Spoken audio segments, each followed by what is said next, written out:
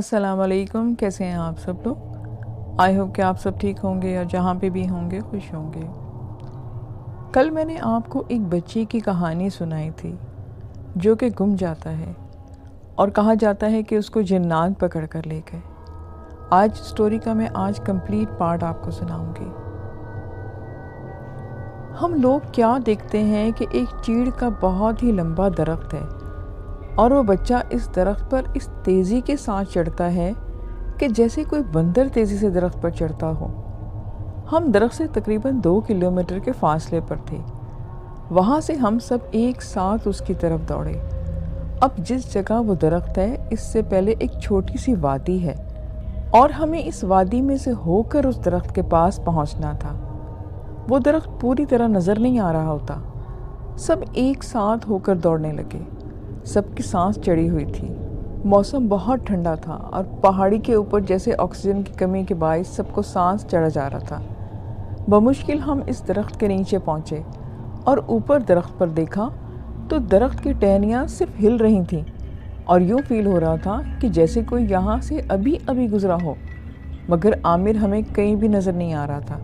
हमने फिर से चीखो पुकार शुरू कर दी कि आमिर, क्या तुम हमें सुन सकते हो? हाँ या ना में हमें जवाब दो। और तुम किधर हो? आमिर अभी यहाँ था और कहाँ गायब हो गया? आमिर, तुम्हारी माँ तुम्हें बहुत याद कर रही है, वो बहुत परेशान हो। तुम जहाँ पे भी हो बेटा, सामने आ जाओ। मगर कहीं से आमिर के कोई आसार नहीं मिल रहे थे। बिलाखिर हम थके हारे परेशान सब इसी दरख्त के नीचे बैठ गए। अब क्या करें, किस तरफ जाएं, कुछ समझ नहीं आ रहा था। और साथ साथ हमें यकीन हो गया था कि बच्चा ज़िंदा है, मगर है जिन्नात के पास। अगर बच्चा मर जाता या कोई जानवर ले जाता तो कम से कम हमें निशानात तो मिलते, कपड़े, टोपी या उसकी कोई जर्सी वगैरह ही मिल जाती। मगर यहाँ तो कुछ भी ना मिला। कोई शहर होता तो हम ज़रूर कहते कि डाकू ने उठाया और अगवा किया है, मगर यहाँ तो सिर्फ टोटल 10 घर हैं और सब एक दूसरे के करीबी रिश्तेदार, सब एक दूसरे को अच्छी तरह जानते हैं। यहाँ तो बस 2 ही चीज़ें हो सकती थीं, या तो वो जिन्नात उठा के ले गए बच्चे को या फिर जानवर उसको खा के मार देते। मगर जिन्नात का हम सामना कैसे करते और कैसे पता लगाते? खैर, काफ़ी देर तक सोचते और मशवरे करते रहे और आखिरकार हमारे साथ एक बंदा था। वो इसी गाँव का ही रहने वाला था।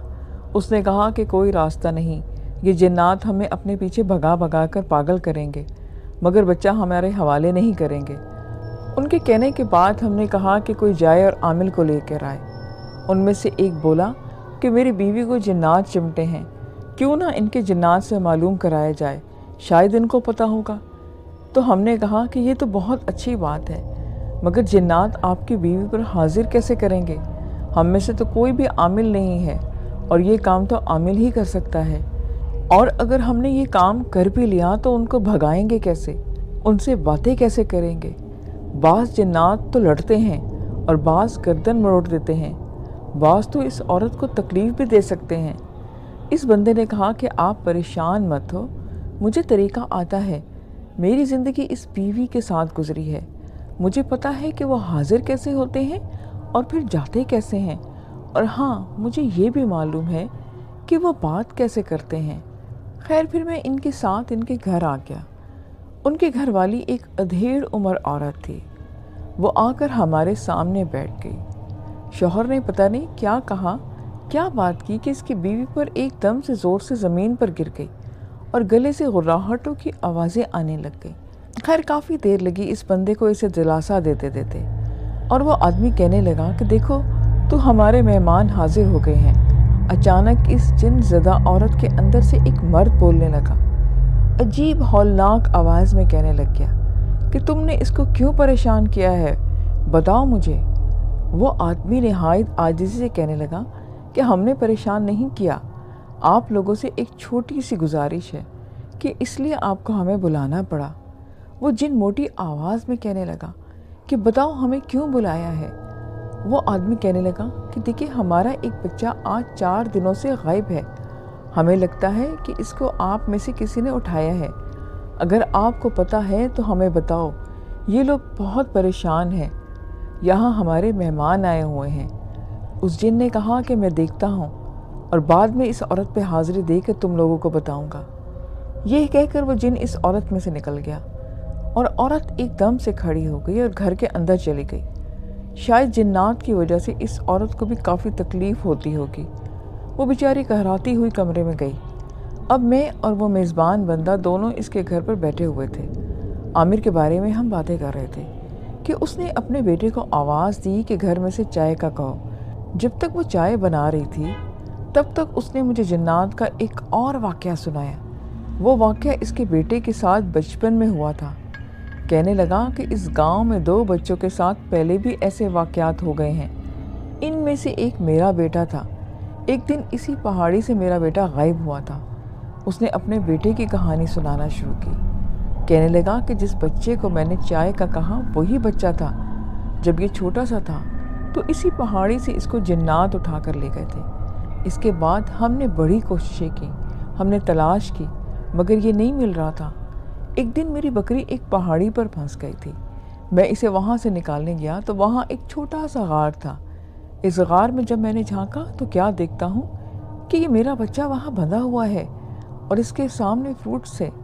مجھے اچانک دیکھ کر چلایا، بابا بابا مجھے بچا لو، مجھے وہ لوگ مار دیں گے۔ بچے کی آنکھیں بالکل سرخ ہو رہی تھیں اور شکل عجیب ڈراؤنی تھی، بہت ہی خوفزدہ دکھائی دے رہا تھا۔ ایک لمحے کے لیے تو میں پیچھے ہٹا کہ کہیں مجھے جنات میرا بیٹا بن کر ڈرا نہ رہے ہوں۔ کہتا ہے کہ پھر میں بچہ تو بچہ ہوتا ہے، بیٹے کی محبت نے مجھے واپس جانے نہیں دیا۔ میں خدا خدا کر کے غار میں آیا۔ بہت ہی تنگ غار تھا، رینگتے ہوئے ہی قریب گیا تو دیکھا واقعی میرا بیٹا تھا۔ میں نے شکر پڑا اور اندر جا کر اپنے بچے کو باہر نکالا۔ جب گھر لے کر آیا تو کافی عرصے تک یہ گھر سے باہر ہی نہیں جاتا تھا۔ کوئی اس کے پاس جاتا تو ڈر جاتا، روتا تھا، چیخیں مارتا تھا۔ رات کو اچانک جاگ جاتا، کہتا تھا کہ ابو دیکھو وہ پھر آ گئے، مجھے لینے آئے ہیں، ابو مجھے بچاؤ۔ کئی دن تک اس کے ساتھ یہ معاملہ رہا۔ پھر ہم نے تعویذات وغیرہ کرائے، تب جا کر اللہ کا شکر ہے کہ یہ ٹھیک ہوا۔ اب خیر یہ جوان ہو گیا ہے، مگر اس کے بعد سے اس کی ماں پر جنات آتے ہیں، اور اس سے پہلے اس کی ماں پر جنات نہیں چمٹے تھے۔ ہم یہ باتیں ہی کرتے 1 گھنٹہ گزر گیا، سمجھ میں ہی نہیں آیا کہ اچانک اس کے گھر سے آواز آئی کہ ماں پر جنات دوبارہ آ گئے ہیں۔ ہم جب کمرے میں آئے تو اس عورت پر پھر سے جنات چمٹ گئے تھے اور اسی حالت میں نہایت بے قراری میں تھی۔ اس کے گلے سے عجیب و غریب آوازیں آ رہی تھیں، جیسے کسی جانور کو ذبح کرنے کے بعد چند منٹ تک اس کے گلے میں سے غرانے کی آواز آتی ہے۔ خیر چند منٹ بعد وہ چت لیٹ گئی اور کہنے لگی کہ میرے سامنے لاؤ مہمان کو۔ وہ جن کہنے لگا کہ کہاں ہے وہ بندہ جن کا بچہ غائب ہوا ہے، اسے میرے پاس لاؤ۔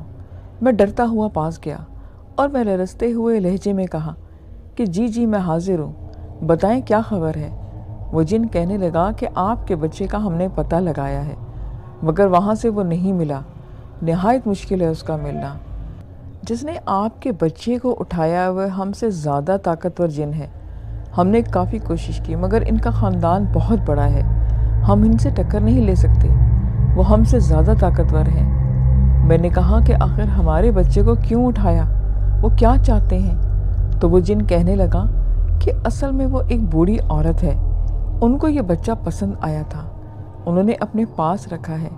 جہاں تک میرا خیال ہے وہ اسے بہت پسند کرتی ہے، وہ اسے نقصان نہیں پہنچائے گی، مگر افسوس کہ ہم اسے نہیں لا سکتے۔ ایک بات یاد رکھیں، جیسے انسانوں میں انسانوں کے مختلف خاندان اور قبائل ہوتے ہیں، ٹھیک اسی طرح جنات میں بھی قبائل ہوتے ہیں۔ ہاں جیسے انسان مسلمان اور غیر مسلم ہوتے ہیں، ویسے ان کا بھی حساب کتاب ہوتا ہے۔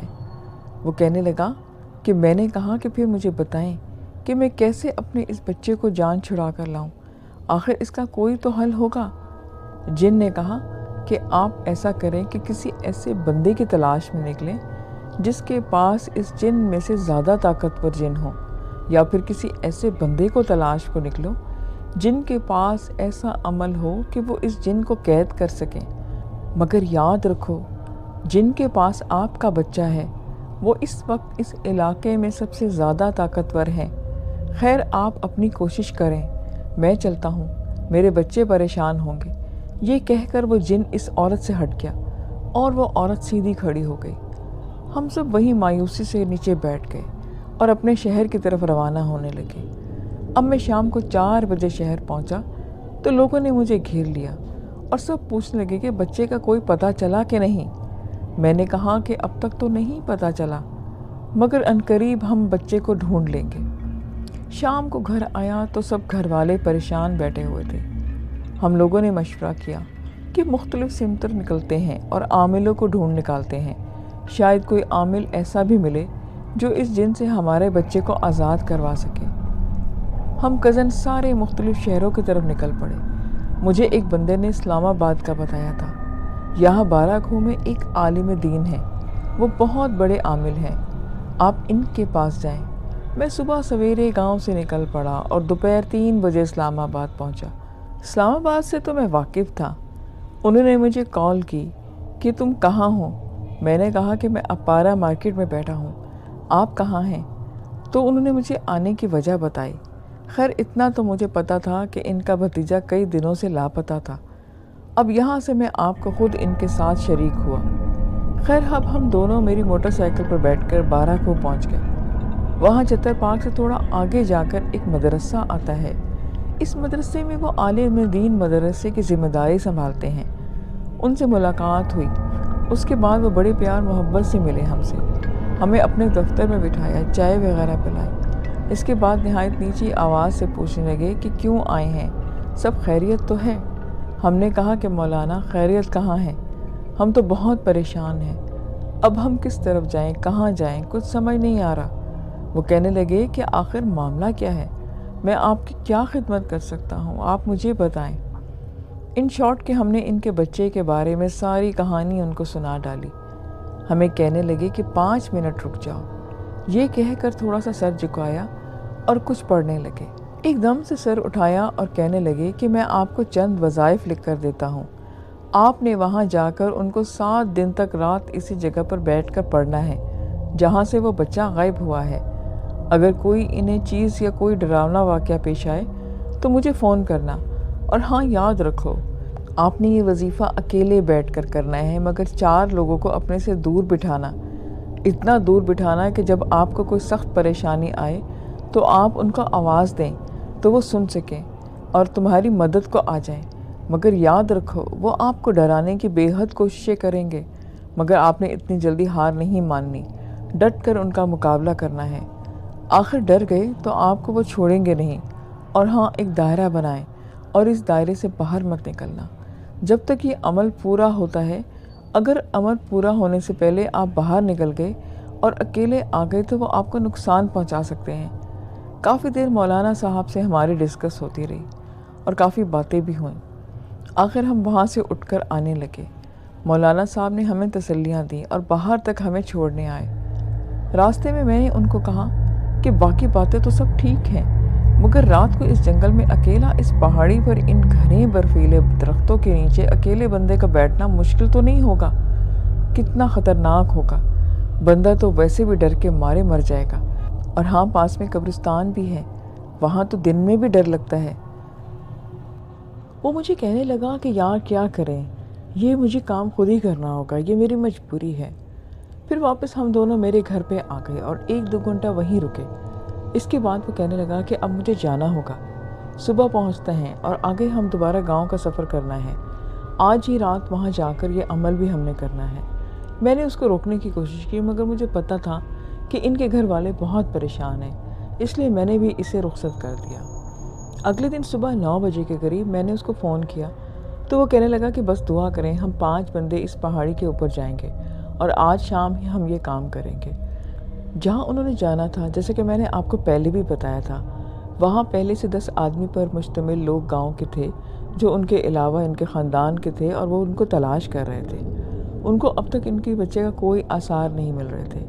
انہوں نے زمین کا چپا چپا چھان مارا تھا۔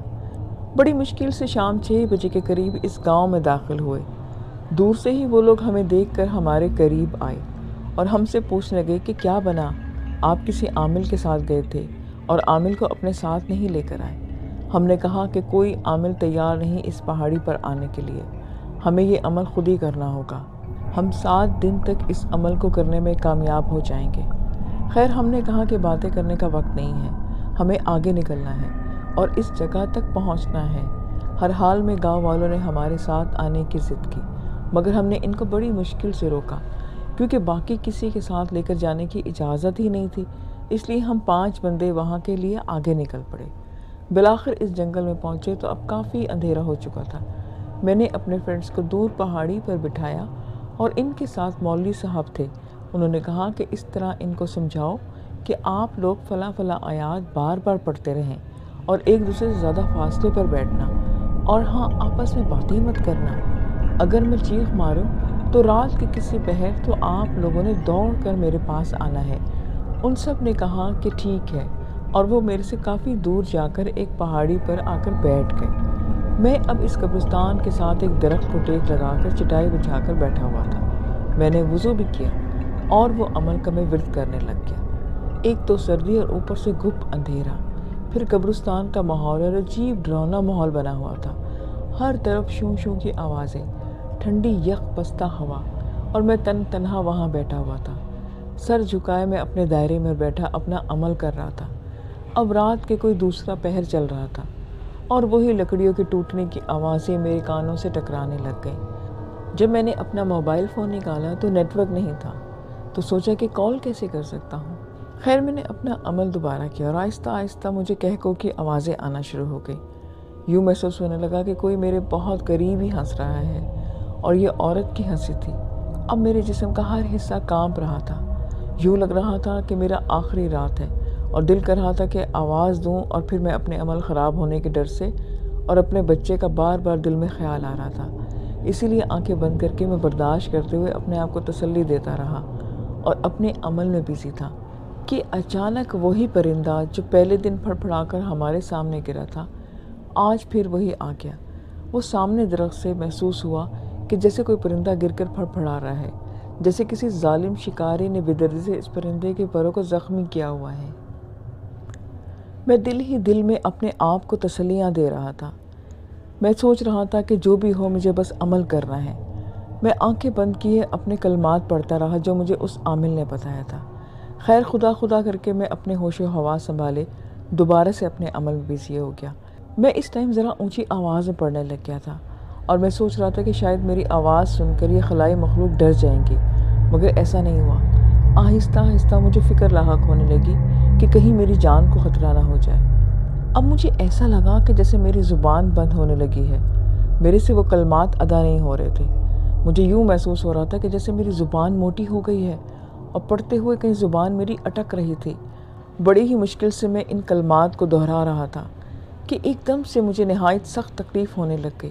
میرے گردوں میں اچانک سے درد ہوا، اور وہ درد اس قدر سخت تھا کہ مجھ سے برداشت نہیں ہو پا رہا تھا۔ اب نہ جانے یہ درد اس وقت اچانک کیوں نکل آیا۔ میں کرا رہا تھا، مگر مجھے میرے بچے کی پرواہ تھی۔ میں ایک آواز تک نہیں نکال پا رہا تھا، مگر میں اپنے حصار میں بیٹھا اپنے کلمات پڑھتا رہا اور اپنے رب سے دعا کرتا رہا کہ میرا بچہ صحیح سلامت ہو۔ اس کے بعد تھوڑی دیر ہم اور وہاں ٹھہرے۔ بعد میں ہم اپنے گھر آ گئے جب سورج نکل رہا تھا۔ اب جب میں سوتا ہوں تو میری آنکھوں کے سامنے عجیب عجیب سی شکلیں دکھائی دینے لگ جاتی۔ میں ان کو کہتا کہ یہ کیا ہے اور کون لوگ ہیں اور وہ مجھے کیوں ڈرا رہے ہیں، مگر عجیب بات یہ تھی کہ وہ کسی اور کو شکلیں نظر نہیں آتی تھیں، صرف مجھے ہی نظر آتی تھیں، اور میں بہت ہی مشکل میں تھا۔ نیکسٹ ڈے میں ان عامل صاحب کے پاس گیا۔ میں رات ہونے سے پہلے وہاں جانا چاہتا تھا۔ میں نے ان سے پوچھا کہ آپ کو اب میرے بچے کے بارے میں کچھ پتہ چلا؟ تو انہوں نے اپنے موکلات کی حاضری کروائی، اور ان موکلوں نے کہا کہ ان جنات سے آپ کے بچے کا کیا تعلق؟ آپ کا بچہ تو اس گاؤں کی بنی ہوئی مسجد کے وضو خانے میں بیٹھا ہوا ہے، اور آپ لوگ اسے جگہ جگہ ڈھونڈ رہے ہیں۔ ہم سب حیران اور پریشان تھے کہ یہ سب لوگ کیا کہہ رہے ہیں۔ میں نے اپنے گھر فون کیا اور کسی کو اس مسجد میں بھیجا جو گاؤں میں تھی۔ وہاں جا کر میرے ایک عزیز نے دیکھا تو وہاں کے وضو خانے میں کوئی بچہ نہیں تھا۔ میں ہر رات اس جگہ پہ جاتا جہاں پہ وہ قبرستان تھا، اور وہ چلا کرتا اور اللہ سے دعا کرتا کہ میرا بچہ صحیح سلامت آ جائے۔ میرے عمل کرنے کی جو رات آخری تھی، تب مجھے ایک بچہ ملا، اور اس نے کہا کہ میرے پیچھے آؤ، میں تمہیں راستہ بتاتا ہوں۔ بچے نے جو راستہ بتایا تھا، ہم سب اس کی طرف نکل پڑے۔ بہت ہی مشکل راستہ تھا، اور ہم اس پہاڑی پر اس کے ساتھ چلے گئے۔ ہم تھوڑا سا دور آگے نکلے تو دیکھا کہ ایک بہت بڑی اونچی پہاڑی ہے جس پر صرف برف ہی برف ہے اور نہ ہی درخت نظر آتے ہیں۔ اس چٹان کے عین درمیان میں ایک غار ہے۔ ہم بڑی مشکل سے اس غار میں پہنچے اور جب غار کے اندر ہم نے جھانکا تو میں نے دیکھا کہ عامر کے کپڑے موجود ہیں۔ ہم نے مزید ہمت کر کے اندر گئے۔ جب میں نے دیکھا کہ میرے بچے کی لاش پڑی ہے تو میری آنکھوں کے آگے اندھیرا آ گیا اور میں غم سے اپنے بچے کی لاش پکڑ کر روتا رہا۔ میرے ساتھ جو میرے عزیز آئے تھے وہ مجھے دلاسا دیتے رہے اور سنبھالتے رہے۔ مجھے نہیں معلوم کہ میرے عمل میں کہاں مجھ سے غلطی ہوئی تھی۔ جب مجھ سے میرے عمل کرنے میں کوئی غلطی ہوئی تھی وہی جنات نے میرے بچے کو مار دیا تھا۔ اب ہم سب اپنے بچے کی لاش اٹھائے اپنے گاؤں کی طرف آ رہے تھے۔ آج بھی میں اپنے بچے کو یاد کرتا ہوں تو مجھے ایک پل سکون نہیں ملتا۔ لسنرز، یہ آج کی سٹوری تھی۔ آئی ہوپ کہ آپ کو اچھی لگی ہوگی۔ مجھے اپنا فیڈ بیک ضرور دیں۔ پھر نیکسٹ ویڈیو میں ملیں گے نیو سٹوریز کے ساتھ۔ اپنا خیال رکھیے گا۔ مجھے اجازت دیں۔ خدا حافظ۔